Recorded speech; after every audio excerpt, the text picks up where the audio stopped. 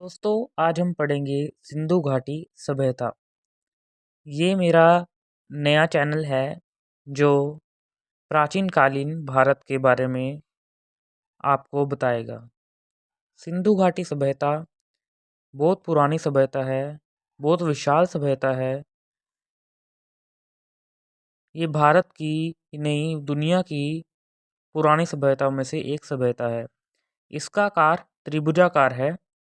यह उत्तर में चिनाब नदी के किनारे से दक्षिण तक दायमाबाद गोदावरी नदी के किनारे और पूर्व में हिंडन नदी आलमगीर तक यूपी में और पश्चिम में दाश्त नदी सुतकारगढ़ और में सिंधु घाटी विस्तारित है।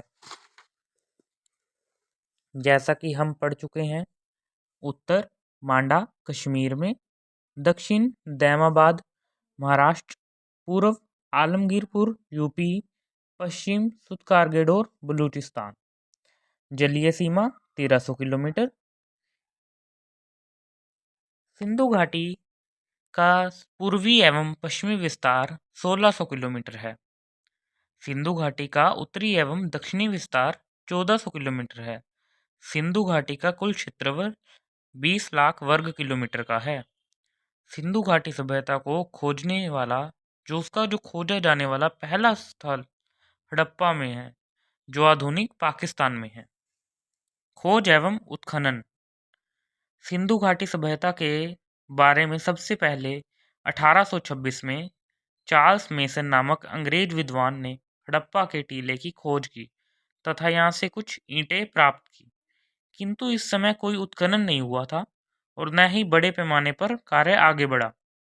1853 से 1856 में सर अलेक्जेंडर कनिंघम के नेतृत्व में कराची से लाहौर के मध्य एक रेलवे लाइन का विकास किया जा रहा था। दोस्तों, देखो कि समय में जो रेलवे का काम सही तरीके से अंग्रेज लोग करा रहे थे, क्योंकि उनको ट्रांसपोर्टेशन में रेलवे से हेल्प मिल रही थी। और इस समय ब्रंटन बंधुओं जॉन ब्रंटन, विलियम ब्रंटन के द्वारा भी प्राचीन काल की कुछ ईंटें प्राप्त की गई थी। आगे हम देखेंगे कि 1921 में भारतीय पुरातात्विक एवं सर्वेक्षण विभाग के निर्देश पर दयाराम साहनी जी की अध्यक्षता में हड़प्पा नामक स्थान की खोज की गई। इससे पुरातात्विक विभाग का ध्यान विशेष रूप से इस सभ्यता की ओर आकर्षित हुआ। इस समय पुरातत्व एवं सर्वेक्षण विभाग के अध्यक्ष जॉन मार्शल थे। हड़प्पा सिंधु घाटी सभ्यता का उत्खनित किए जाने वाला प्रारंभिक स्थल एवं प्रारूप स्थल है। हड़प्पा की खोज के बाद से वर्तमान तक इस सभ्यता के लगभग 1500 स्थलों की खोज की जा चुकी है और वर्तमान में यह क्रम जारी है। आगे हम पढ़ेंगे सिंधु घाटी के सभ्यता का नामकरण कैसे किया गया। सबसे पहले हम देखेंगे हड़प्पा सभ्यता। हम सिंधु घाटी सभ्यता को हड़प्पा सभ्यता के नाम से जानते हैं। हड़प्पा, जो कि पाकिस्तान में है, इस सभ्यता का उत्खनित किए जाने वाला पहला स्थल है। इसलिए इस सभ्यता को हड़प्पा सभ्यता के नाम से भी जाना जाता है। आगे हम पढ़ेंगे सिंधु घाटी सभ्यता। क्योंकि जो इसके स्थल थे ज़्यादातर सिंधु घाटी के क्षेत्र में प्राप्त हुए, इसलिए हम सिंधु घाटी सभ्यता के नाम से इसे जानते हैं। आगे हम पढ़ेंगे सरस्वती घाटी सभ्यता। दोस्तों, आपको जानकर हैरानी होगी कि सिंधु घाटी सभ्यता के लगभग 1100 स्थलों की खोज सिंधु तथा गंगा नदी के मध्यवर्ती क्षेत्रों में हुई। प्राचीन साक्ष्यों के आधार पर माना जाता है कि इन दोनों नदियों के मध्यवर्ती क्षेत्र में सरस्वती नदी प्रवाहित होती थी। अतः इस आधार पर सिंधु घाटी सभ्यता को सरस्वती घाटी सभ्यता के उपनाम से भी जाना जाता है। प्रथम नगरीय क्रांति। आप जानते हैं कि इसकी जो समकालीन सभ्यताएं थी, उनके विपरीत यहाँ पर पक्की ईंटों के घर, पक्की सड़कें, सुनियोजित जल व्यवस्था, जल निकासी की प्रणाली, नगर व्यवस्था इत्यादि के प्रमाण मिले हैं। इस प्रकार नगरीय विशेषताओं को धारण करने के आधार पर सिंधु घाटी सभ्यता को भारतीय इतिहास के प्रथम नगरीयकरण के रूप में स्वीकार किया जाता है। आगे हम पढ़ेंगे कांस्य युगीन सभ्यता। इसे हम कांस्य युगीन सभ्यता के नाम से भी जानते हैं। सिंधु घाटी सभ्यता में तांबे में टीन यानी कि उसे मिलाकर बने कांस्य को उपकरणों को बड़े पैमाने पर यूज किया गया है। हमें ऐसे प्रमाण मिले हैं जिससे स्पष्ट होता है कि इस सभ्यता में भारत में पहली बार कांस्य के प्रयोग का प्रचलन प्रारंभ हुआ। इसलिए हम इसे कांस्य युगीन सभ्यता के नाम से जानते हैं। प्राचीन भारत के इतिहास के संदर्भ में मनुष्य द्वारा प्रयोग की जाने वाली पहली धातु तांबा थी। याद रखिएगा दोस्तों कि प्राचीन भारत के इतिहास के संदर्भ में मनुष्य द्वारा प्रयोग की जाने वाली पहली धातु तांबा थी। सिंधु घाटी सभ्यता की समकालीन सभ्यता मेसोपोटामिया अथवा सुमेरियन सभ्यता, मिस्र सभ्यता अथवा नील नदी घाटी की सभ्यता। याद रखिएगा दोस्तों, ग्रीक की सभ्यता समकालीन नहीं थी। किसकी? सिंधु घाटी सभ्यता की। ये पेपर में अवश्य पूछा जाता है। कालक्रम। सिंधु घाटी सभ्यता के कालानुक्रम के बारे में स्पष्ट एवं प्रमाणिक जानकारी का अभाव है। दो प्रमुख कारण इसके हैं। सिंधु घाटी की जो लिपि थी, लिखने की उनकी जो लिपि, जैसे कि हिंदी की लिपि देवनागरी, पंजाबी की लिपि गुरुमुखी, सिंधु घाटी की लिपि का हमें पता ही नहीं है, हम उसे पढ़ ही नहीं पाए हैं। सिंधु घाटी सभ्यता का न जानने कारण दूसरा कारण है कि हम उसके लंबवत उत्खनन नहीं कर सकते। हालांकि खुदाई के दौरान प्राप्त अवशेषों के माध्यम से रेडियो कार्बन विधि द्वारा इस सभ्यता के काल को निर्धारित करने का प्रयास किया गया है, किंतु इसमें भी प्रमुख समस्या यह है कि प्राप्त स्थलों का अभी तक पूर्णतः खुदाई नहीं हो पाई है। इस प्रसंग में लंबवत खुदाई करना एक समस्या बन चुका है, क्योंकि यहाँ पर मानवीय बस्तियां मौजूद है। इसलिए अभी तक जो साक्ष्य प्राप्त हुए हैं उनके आधार पर सभ्यता की कालावधि को निर्धारित करने का प्रयत्न किया गया है, किंतु स्पष्ट है कि यह अवशेष अंतिम नहीं और नीचे और खुदाई होना बाकी है। संभवतः भविष्य में इन फ्यूचर इस प्रसंग में और अधिक स्पष्टता आ सकती है। सिंधु घाटी सभ्यता को आद्य ऐतिहासिक काल के अंतर्गत शामिल किया गया है। आद्य का मतलब कि हमारे पास साक्ष्य मौजूद हैं, लेकिन अभी तक पढ़ा नहीं जा सकता। जिसे रेडियो कार्बन विधि के द्वारा उसके आधार पर सिंधु घाटी सभ्यता का काल लगभग 2350 से 1750 ईस्वी पूर्व तक माना गया है। इतिहास तीन तरह के होते हैं। प्रागैतिहासिक काल यानी कि पाषाण काल। पाषाण काल हमें पत्थर युग का कहते हैं। इसके अंदर तीन प्रकार के आते हैं। आद्य ऐतिहासिक काल यानी कि जिसे हम साक्ष्य मौजूद हैं लेकिन हम पढ़ नहीं सकते, जैसे कि सिंधु घाटी सभ्यता। एंड ऐतिहासिक आधुनिक का, जैसे 1857 की क्रांति। सिंधु घाटी सभ्यता की उत्पत्ति। मेसोपोटामिया सभ्यता विदेशी मत के अनुसार, ईरानी बलूचिस्तान सभ्यता देशी मत के अनुसार, भारत की सोथी सभ्यता देशी मत के अनुसार। सिंधु घाटी सभ्यता का अफगानिस्तान, पाकिस्तान और भारत में विस्तार है। अफगानिस्तान में केवल 2 स्थल, मुंडीगाग और शोरतुगई। पाकिस्तान में लगभग 500 स्थल और भारत में लगभग 1000 स्थल। पाकिस्तान के स्थल देख लेते हैं हम। मेन उसके प्रांतों में बलूचिस्तान प्रांत, सिंध प्रांत, पंजाब प्रांत। भारत में जम्मू कश्मीर, पंजाब, हरियाणा, उत्तर प्रदेश, गुजरात, राजस्थान और महाराष्ट्र। सिंधु घाटी सभ्यता के महत्वपूर्ण स्थल 7 स्थल जो महत्वपूर्ण हैं: हड़प्पा, मोहनजोदड़ो, लोथल, धोलावीरा, चनहुदड़ो, कालीबंगा और बनवाली। सातों नगरीय स्थलों की कुछ सामान्य विशेषताएं हैं। सभी नगर हैं जो 2 भागों में विभक्त होते हैं। पश्चिमी भाग को दुर्ग टीला कहते हैं, जबकि पूर्वी भाग को नगर की संज्ञा दी गई है। पश्चिमी भाग में केवल पुरोहित वर्ग रहता है, जबकि पूर्वी भाग में व्यापारिक वर्ग, प्रशासनिक वर्ग तथा सामान्य जनता रहती है। दुर्ग छोटे प्रकार का, छोटा उसका जो साइज है छोटा है, और जो नगर है अपेक्षाकृत बड़े हैं। पश्चिमी भाग अधिक ऊंचाई पर स्थित था ताकि युद्ध अथवा बाढ़ जैसी स्थिति में समाज का विशेषाधिकार प्राप्त यह वर्ग सुरक्षित रह सके। यानी कि हम समझ सकते हैं कि उस टाइम में भी, जैसे कि आज दिल्ली में आमतौर पर जो बड़े अपने नेतागण हैं, हमारे राष्ट्राध्यक्ष हैं, उनके लिए स्पेशल जगह स्पेशल बनाई जाती हैं। वैसे ही सिंधु घाटी सभ्यता में भी एक ऐसा ही रिवाज था। दुर्ग की चार दीवारी की जाती थी, नगर की सुरक्षा दीवार नहीं होती थी। चार दीवारी का भारी भाग पक्की ईंटों से, जबकि आंतरिक भाग कच्ची ईंटों से, जैसा कि चित्र में दर्शाया गया है कि दुर्ग टीला, इसकी चार दीवारी, और नगर की कोई चार दीवारी नहीं। अब हम पढ़ेंगे कुछ अपवाद सिंधु घाटी सभ्यता के बारे में। दुर्ग और नगर केवल एक ही रक्षा दीवार होने के कारण साक्ष्य जो लोथल और सूरकोतड़ा में मिले हैं, अर्थात लोथल और सूरकोतड़ा में जो, जैसा कि चित्र में दर्शाया गया है कि पूर्वी टीला तथा पश्चिमी टीला एक ही संयुक्त रक्षा दीवार से घिरे थे। जैसे कि ये पश्चिमी टीला दुर्ग गढ़ी और ये नगर पूर्वी टीला, एक ही सुरक्षा चार दीवारी।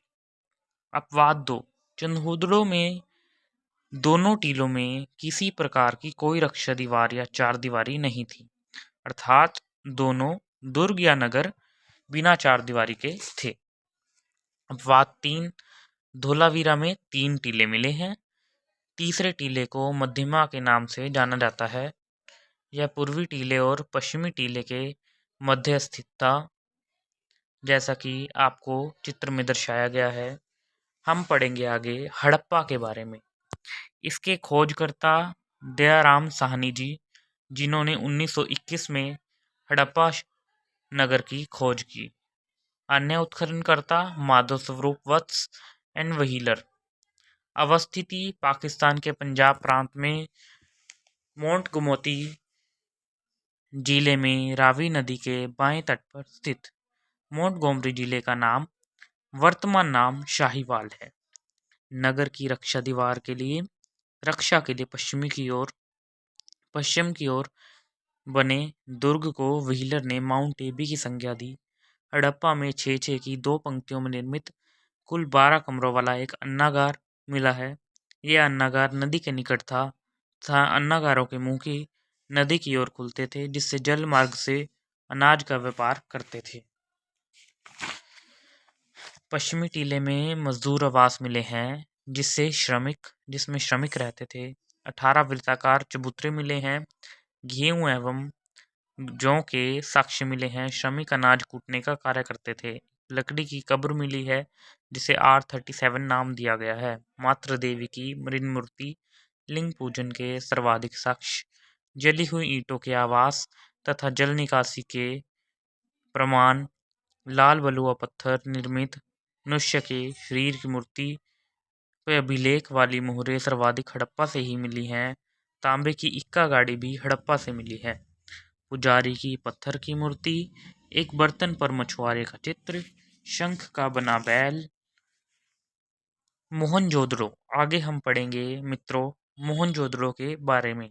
शाब्दिक अर्थ मृतकों का टीला या मुर्दों का टीला। खोजकर्ता राखलदास बनर्जी, ये हड़प्पा के बाद दूसरा शहर है जो खोजा गया, जो कि 1922 में। अवस्थिति पाकिस्तान के पंजाब प्रांत के लरकाना जिले में सिंधु घाटी जो सभ्यता का ये नगर है मोहनजोदड़ो, सिंधु नदी के किनारे ही अवस्थित है। अन्य नाम प्रेतों का टीला, स्तूप टीला, सिंधु सभ्यता का बगीचा। इसमें हमें मलेरिया के साक्ष्य, सर्वाधिक बाढ़ आने के साक्ष्य, सर्वाधिक जनसंख्या वाला नगर है मोहनजोदड़ो, भूमध्य प्रजाति के सर्वाधिक लोग, विशाल स्नानागार, कांसे की नृत्य की मूर्ति, पोर्टो ऑस्ट्रेल प्रजाति, पशुपति महादेव की मुहर, एक दाढ़ी वाले साधु की पत्थर मूर्ति, सूती कपड़े के साक्ष्य अर्थात कपास का इन्हें ज्ञान था। हड़प्पा एवं मोहनजोदड़ो सिंधु घाटी सभ्यता व जुड़वा राजधानी है। गंडरीवाल पाकिस्तान के बाद दूसरा सर्वाधिक बड़ा स्थल है। गले हुए तांबे के ढेर भी यहाँ मिले हैं। एक विशाल सभा भवन, पुरोहित आवास और विश्वविद्यालय के प्रमाण, महाविद्यालय के प्रमाण, वहाँ स्नानागार के प्रमाण। जॉन मार्शल ने विशाल स्नानागार को तत्कालीन विश्व का सबसे बड़ा आश्चर्य कहा है। हर एक घर में कुएं और स्नानागार के साक्ष्य मिले हैं। सड़क के पक्का करने का एकमात्र साक्ष्य मोहनजोदड़ो की सबसे बड़ी इमारत संरचना है, जो वो अन्नागार है। चिमनी के साक्ष्य, घोड़े के दांत के अवशेष सर्वाधिक मात्रा में प्राप्त हुई हैं। यहाँ पर मोहरें, यह वर्गाकार तथा सेलखेड़ी से बनी हुई हैं। 10 मीटर चौड़े राजपथ का साक्ष्य भी मोहनजोदड़ो में। आगे हम पढ़ेंगे लोथल की। लोथल के खोजकर्ता हैं रंगनाथ राव, जिन्होंने 1953 में लोथल की खोज की। वह स्थिति गुजरात के खंबाल की कड़ी के नज़दीक भोगवा नदी के किनारे। अन्य नाम लघु हड़प्पा या लघु मोहनजोदड़ो। पूर्वी टीले एवं पश्चिमी टीले के रूप में नगरीय विभाजन की व्यवस्था थी। मानव निर्मित बंदरगाह, बाजरे तथा चावल के साक्ष्य, अग्नि वेदिकाएं, शतरंज का खेल, पारस की मोहर, एक साथ 20 समाधियां मिली हैं, अतः इसलिए मुर्दों का नगर कहते हैं। युगम समाधियों के साक्ष्य, सती प्रथा जैसी व्यवस्था के संकेत, हाथी दांत का स्केल पैमाना, आटा पीसने की चक्की के साक्ष्य, मनका बनाने के कारखाने, यहाँ तक कि रंगाई कुंड अथवा कपड़ों की रंगाई के साक्ष्य भी लोथल से हमें प्राप्त हुए हैं। यहाँ पर एक मम्मी का मॉडल प्राप्त हुआ है, जिससे हम जान सकते हैं कि ये सभ्यता की मिस्र की सभ्यता के साथ निकटतम संबंध थे। 2 राक्षसों के चित्र वाली मोहर भी प्राप्त हुई है, जो फारस के साथ संबंध दर्शाते हैं। गोरिल्ला और बारहसिंगा के चित्र वाली मोहरें भी यहाँ मिली हैं। एक बर्तन पर चालाक लोमड़ी और कौवे की कहानी के चित्र अंकित मिले हैं। आगे हम पढ़ेंगे धोलावीरा के बारे में। धोलावीरा, जैसा कि आप जानते ही हैं, ये वर्तमान भारत के गुजरात राज्य में मौजूद है। इसकी खोज जगतपति जोशी जी ने 1967 या 68, ये विवाद का विषय है, जाना जाता है कि यह 1968 में विस्तृत उत्खनन RS बिष्ट 1990, अवस्थिति गुजरात में, जैसा हम पढ़ चुके हैं कि कच्छ की खाड़ी के क्षेत्र में स्थित, मासर एवं मानहर नदियों के मध्य स्थित, क्षेत्रफल की दृष्टि से भारत में स्थित सिंधु घाटी सभ्यता का दूसरा सबसे बड़ा स्थल। हम जो पहले जानते हैं कि हरियाणा का राखीगढ़ी पहला स्थल है सबसे बड़ा भारत का। धोलावीरा में पत्थर का बना एक जलकुंड बना है, जो कि शैल स्थापत्य कला का बहुत सुंदर उदाहरण है। स्त्री स्तरीय नगर नियोजन केवल धोलावीरा में ही मिले हैं। पत्थर का पर चमकीली पॉलिश, घोड़े की कलाकृतियों के अवशेष, भव्य इमारत, स्टेडियम। हम चित्र में देखेंगे कि कैसे धोलावीरा शहर की संरचना की गई थी, जैसे कि ये निचला शहर, ये मध्यमा, ये नगर और ये मध्यमा दुर्ग, ये दर्शाया गया है चित्र में। अब हम पढ़ेंगे कालीबंगा। कालीबंगा का अर्थ है काले रंग की चूड़ियाँ। बंगा के नाम से जाते हैं कि बैंगल। खोजकर्ता अमलानंद घोष 1953 में, उत्खननकर्ता BK थापर 1960। वह स्थिति राजस्थान के हनुमानगढ़ जिले में घग्गर नदी के किनारे, जैसा कि भारत में इसमें मिले हैं 7 हवन कुंड, ऊंट की हड्डियां, जुते हुए खेत का साक्ष्य, लकड़ी का हल, चना तथा सरसों की फसल, अलंकृत ईंटों का साक्ष्य, लकड़ी की पाइप, मेसोपोटामिया की मोहरों के स्वरूप, बेलनाकार मोहरे, सैंदव सभ्यता की ईंटें। अब हम पढ़ेंगे चनहूदड़ो। खोजकर्ता एनजी मजुमदार 1931 में, उत्खननकर्ता नेस्ट मैके 1935। अवस्थिति पाकिस्तान के सिंधु नदी के तट पर, सिंध प्रांत। चनहूदड़ो एकमात्र ऐसा स्थल जहां हड़प्पा सभ्यता के पतन के बाद झोकर झांगर नामक ग्रामीण एवं कृषि मूलक संस्कृति के विकास का साक्ष्य मिलता है। दोस्तों, हम जानेंगे कि चनहूदड़ो में मनके बनाने का कारखाना भी मिला है। बिल्ली का पीछा करते हुए कुत्ते का साक्ष्य भी है। लिपस्टिक और कंघे का सामान बनाने का साक्ष्य। एकमात्र ऐसा स्थल है जहां वर्गाकार ईंटें मिली हैं। 4 पहियों वाली गाड़ी, मिट्टी की एक मुद्रा पर 3 घड़ियालों तथा मछलियों का अंकन, वर्गाकार मुद्रा, नग्न स्त्रियों का अंकन जो हाथ में एक ध्वज पकड़े हुए है, ध्वजों के बीच में पीपल की पत्तियां निकल रही हैं। मिट्टी के मोर की एक आकृति और किसी दुर्ग का अस्तित्व नहीं। बनवाली। खोजकर्ता आर.एस. बिष्ट 1974। अवस्थिति हरियाणा के हिसार जिले में स्थित बनवाली जिले में जल निकासी प्रणाली जो सिंधु घाटी सभ्यता की महत्वपूर्ण विशेषता थी का अभाव। सड़कें न तो सीधी मिलती हैं, न एक दूसरे को समकोण पर काटती हैं। एक मकान में धावन पात्र यानी कि वॉश बेसिन लगा मिला है। मिट्टी का बना हल खिलौने के रूप में, जौ के दाने के साक्ष्य, पक्की ईंटों से निर्मित मोहरें। आगे की हम वीडियो में जानेंगे जम्मू, हरियाणा और अन्य राज्यों के जो भारत में सिंधु घाटी सभ्यता के खोज किए हुए स्थल हैं। ये वीडियो बहुत ही मेहनत से बनाई हुई है। प्लीज़ इसे सब्सक्राइब करें, चैनल को सब्सक्राइब करें, वीडियो को लाइक करें एंड शेयर करें। Thank you.